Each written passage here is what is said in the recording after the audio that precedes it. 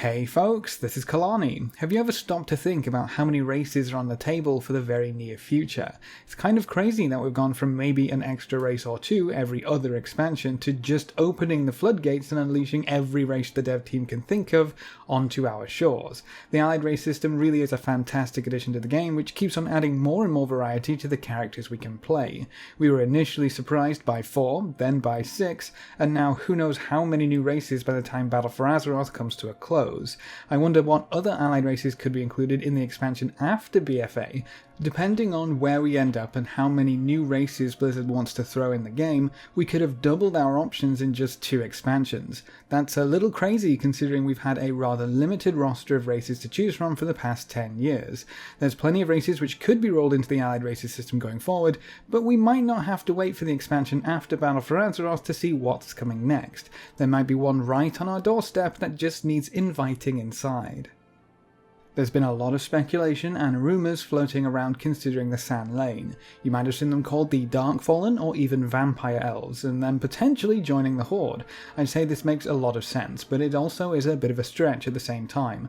Obviously, anything could be considered a potential allied race at this point. That's kind of the point of the system, but it looks like the LAYN will actually be working with the Horde throughout Battle for Azeroth. They're seen during the burning of Teldrassil and seem to have a pretty important part to play. Blood Prince Draven seems to be a key figure for the LAYN, and there's some dialogue between himself, Princess Talanji and Rokan.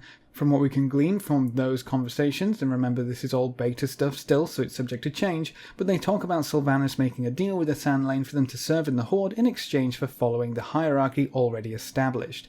If they fall in line, they can stay with the Horde. Rokan pretty much says as much. Sylvanus wants to give them a chance. They have no home, and if they can work with us, then they have a home with the Horde. If not, they're gone. So if this all works out, then we might have another group of Blood Elves on our side, the Undead Blood Elves. That's kind of cool, but who exactly are the LAYN and why are they so special? The LAYN were originally Blood Elves who ventured into the frozen wastes of Northrend with Illidan and Kael'thas. After their assault failed and Arthas broke their forces, most of the survivors were able to retreat. Some bands of Blood Elves were left behind, wandering and lost until Arthas finished them off. He raised the most powerful of those Blood Elves to become his LAYN, and from that point they were under the control of the Lich King. They served as kind of higher-ups, leading the Scourge armies rather than being foot soldiers in them. They're kind of the bosses of the Scourge instead of the trash, with some of them being very important throughout the Wrath of the Lich King expansion. Quite a few were the targets of entire storylines and were actually bosses in some dungeons. During our assault on Icecrown Citadel, we cleaned out the Crimson Hall, dispatching a good number of the Undead Elves, including their leader, Blood Queen Lanethel. Any hope of the LAYN rallying behind a new leader probably died with Lanethel's daughter, Blood Princess Thalina, who we also killed. She's one of the bosses in the Violet Hall dungeon in Legion. I guess she was picked up after our assault on Icecrown all those years ago and has been rotting in a Dalaran cell all this time. So the LAYN find themselves without a leader and potentially without a purpose at this point in time, and Sylvanus probably isn't going to say no to a few more bodies willing to throw away their lives, undead or not, to keep her life intact for a few more years. But wait, isn't this a bit out of left field? They're just jumping in from seemingly nowhere. This is far too random to be another allied race. That might be true. We haven't seen anything meaningful from the LAYN for quite a while. Maybe the Blood Princess was in Violet Hall to remind us of their existence. But you're right, it's completely random.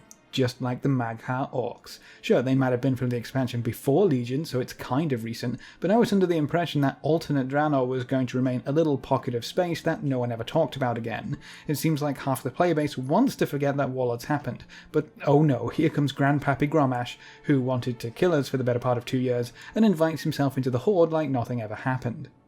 I mean, I'm all for it. The Mag'har Orcs bring something fantastic to the Horde with their skin customization and clan representation. It's wonderful, it really is, but that doesn't mean it wasn't kind of random. My point is something unexpected or random is still fine, especially if it brings some fun new customization and playable races into the mix. I think we're probably going to be seeing a lot of excuses when it comes to allowing us to play a variety of races from some past expansions, and that's completely fine. Personally, I think the LAYN make a lot of sense, especially with Sylvanus in control. This also brings up an interesting discussion about what kinds of allied races we might receive going forward. One of the key reasons for having allied races instead of just new races seems to be to give alternate options for a race we already have. For the humans, we have Kulturan humans, dwarves have Dark Iron dwarves, Night Elves have the Void Void Elves, Draenei have the Lightforged Draenei, Orcs have the Mag'har Orcs, Tauren have High Mountain Tauren, Trolls have Zandalari Trolls, and Blood Elves have the Nightborn. That leaves the Gnomes, Worgen, Undead, Goblins, and Pandaren as races that haven't had a related allied race introduced or confirmed. The Vulpera are pretty much a shoe-in for an allied race later on down the line, and they more or less share the Goblin animation, so that might be a possibility there. For the Gnomes, we might have Mecha Gnomes or Leper Gnomes introduced. The Pandaren might be a bit of a strange one, with either the Tortollan or Tuskar being their connection, because they're all kind of the same shape and they're all neutral races, which leaves the Worgen and the Undead. I have no idea what could work as an allied race tied to the Worgen. Maybe unaffected Gilneans? That doesn't seem too exciting, but the Undead could very well be the LAYN. They're basically just Undead Blood Elves, which means they kind of fit the bill. They're also another shade of elf to add to the Night Elves, Blood Elves, and now Void Elves, which seem to be quite popular as races in general, so why not follow where the money leads? Another elf race for all that sweet race change cash. Although that would give the High Elf crowd another reason to complain, so maybe not.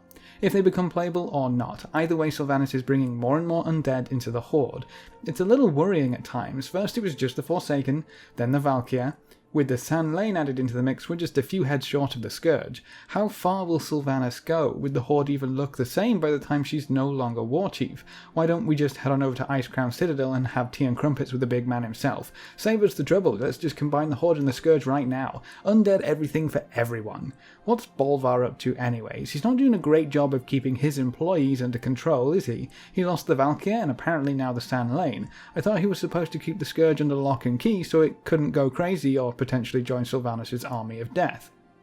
Maybe he's just losing control, slowly but surely. I wonder if we'll have to do something about that in the foreseeable future. That could bring the Lich King back into the story and give us another storyline to explore, but at this rate he won't even have any of his army left. Sylvanus will have recruited them all for the Horde, quote unquote. But what if the allies she's collecting and the army she's amassing aren't actually for the Horde?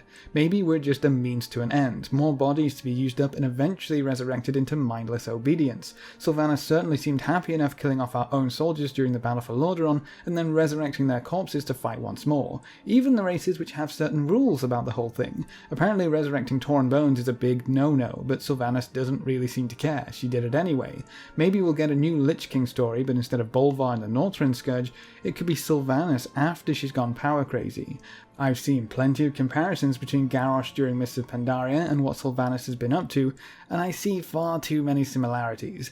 Gods, I hope we don't end up with the Garrosh 2.0 storyline with Sylvanus actually just being bad and we end up chasing her down to wherever she flees, only for her to escape and find her way to an alternate Draenor to kill the Iron Horde and resurrect them all as undead Iron Horde soldiers for Warlords 2.0. Please, Blizzard. Please no. I hope there's something intricate and involved going on. I hope Sylvanus has a plan besides just killing everyone and everything. Some key motivations are still missing. Without those, we're kind of just grasping at straws.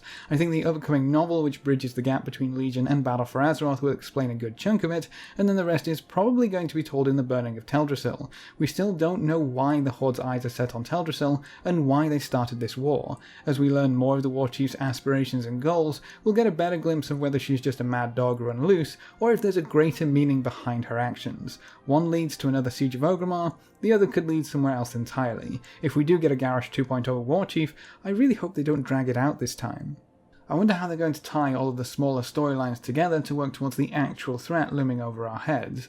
We know the old gods will peek their ugly mugs into this expansion at some point, we just don't know when or what that will lead to. At the moment we're just fighting over the small pockets of Azerite we can find, and Sylvanus is over in the corner with her little plans and schemes.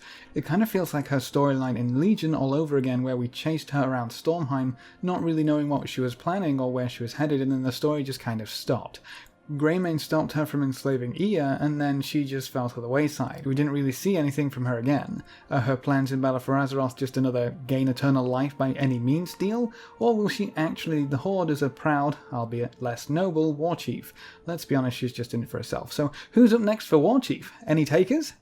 Whatever her plans may be, it looks like she's given the Sandline a chance to impress her, and with that the Horde might get another allied race in the Undead Blood Elves. Would you be excited for the Sandline to become playable, or is this just one elf too many? Leave all your thoughts in the comments section below. A big thank you to all of our supporters over on Patreon. If you want to hop on that train, you can find a link in the description below. Remember to leave a like just below the video before you leave, and if you want to see more, make sure to subscribe. But apart from that, thanks for watching folks, good luck and have fun, and as always I will see you next time.